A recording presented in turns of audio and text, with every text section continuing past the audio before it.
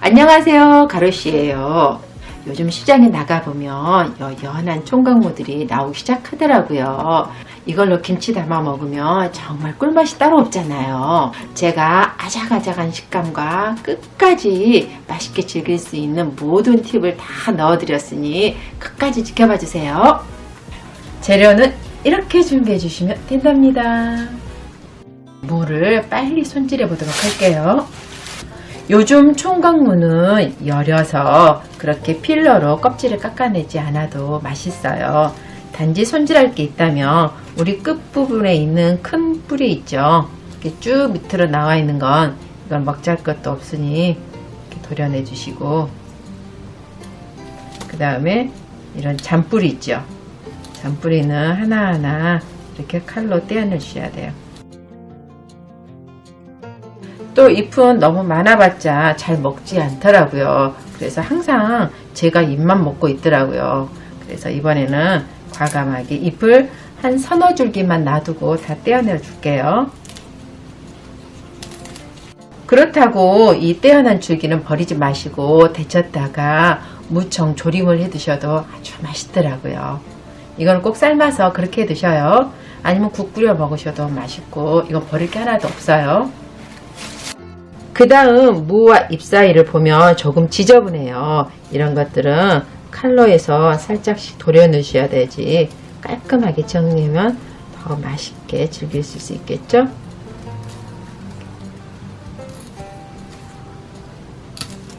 이제는 잠깐 물에 담가둔 다음에 하나하나씩, 특히 여기 뿌리 부분만 살짝씩 부드러운 솔로 문대주시면 깨끗하게 되죠?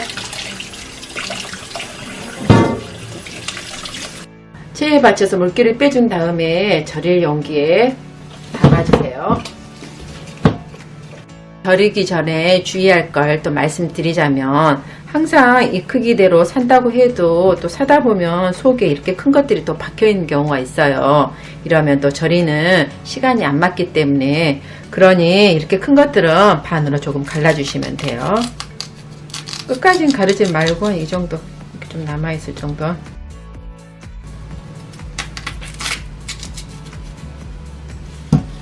잎은 또 금방 절여지거든요. 우리가 중요한 건 이 뿌리예요. 그러니 뿌리 쪽에 넉넉하게 이렇게 뿌려주세요. 들쳐가면서 우아래 쪽에 특히 많이 뿌려주시고, 여기는 살랑살랑.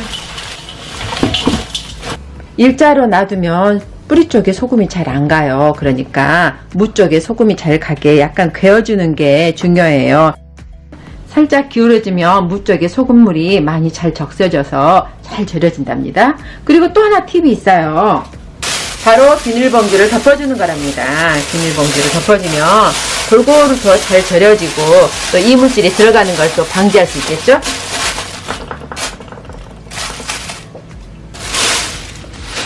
물론 가만히 놔두기보다는 우아래 위치를 바꿔줘야지 우아래가 잘 골고루 절여지겠죠?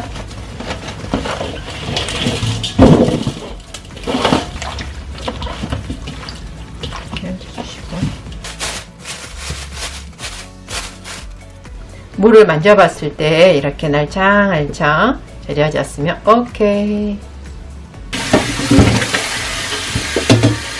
넉넉한 물에 가볍게 2번 정도 씻어서 겉에 붙어있는 소금기를 빼주시면 된답니다.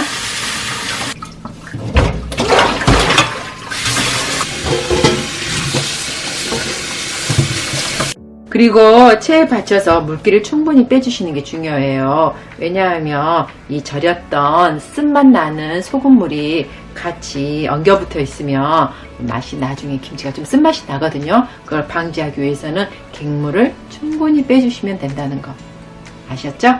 그동안 양념 만들고 있으면 딱 시간이 맞을 거예요. 김치 양념에는 숙성을 도와줄 찹쌀풀이 필수예요. 자, 제가 해놓은 멸치 다시마 육수를 넣고, 만약 없으신 분들은 그냥 생수로 하셔도 괜찮아요. 거기다가 습식 찹쌀가루, 이것도 잘 안 풀어지니까 먼저 풀어놓은 다음에 불을 켜세요. 이제 불을 킨 다음 한번 포로로만 끓여주시면 돼요. 이렇게 부글부글 끓어오르면 한 20초 정도만 더 끓여주시면 될 것 같아요.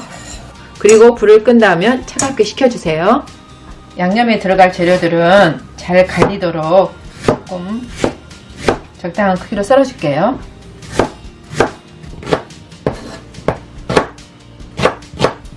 날씨가 따뜻하기 시작하면은 홍고추를 좀 넣어주시면은 색감도 살아나고 훨씬 더 상큼한 맛을 즐길 수 있답니다.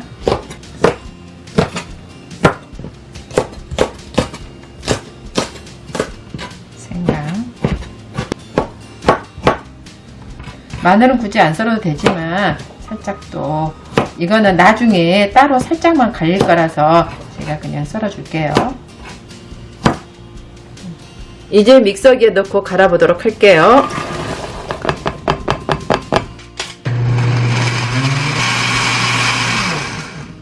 제가 누누이 말씀드리지만 마늘은 나중에 가는 게 좋아요. 이게 너무 많이 갈다 보면 눌린 냄새가 나거든요. 그러니까 마지막에 넣고 살짝만 돌려주시는 게 추천.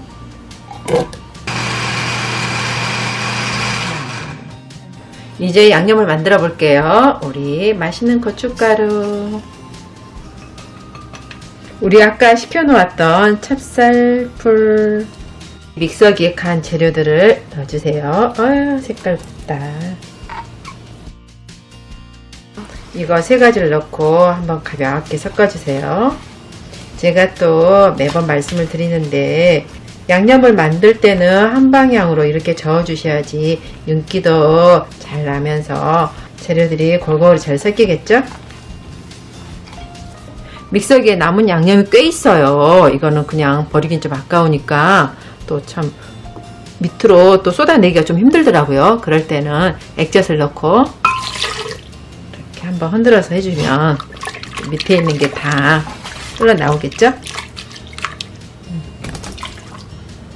그리고 새우젓은 무하고 궁합이 잘 맞아요. 시원하고 감칠맛 맛을 폭발시켜 준답니다. 자, 이 새우젓은 뭐 굳이 뭐 갈 필요는 없고 이렇게 한번 꾹 짜준 다음에 이렇게 손으로 뭉그러뜨리면 금방금방 쉽게 뭉그러진답니다.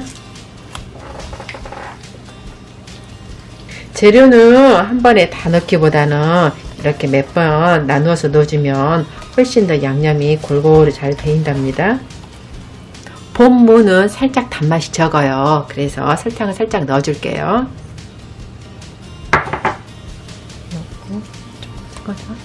이제 약간 어슷하게 썬 쪽파를 넣고 한 번만 살짝 쪄서 오늘의 양념은 끝이 났네요. 오, 색깔만 봐도 불그스름한 게 이걸로 뭐든 무쳐도 맛있겠죠? 맞아요. 뭐든 무쳐도 맛있는 양념이 완성되었어요. 양념을 입히기 전에 먼저 무 쪽에 고운 고춧가루로 밑색을 입혀줄게요. 밑색을 입히면 물론 색감도 예쁘지만 나중에 고추 양념을 무칠 때 훨씬 더 잘 붙는 접착제 역할까지 해준답니다. 그러니 일석이조겠죠? 잎은 상관없고 무 쪽에만 한 번씩 이렇게 비벼준다고 생각하시면 돼요. 이제 양념을 넣고 저물저물 잘 섞어 볼게요.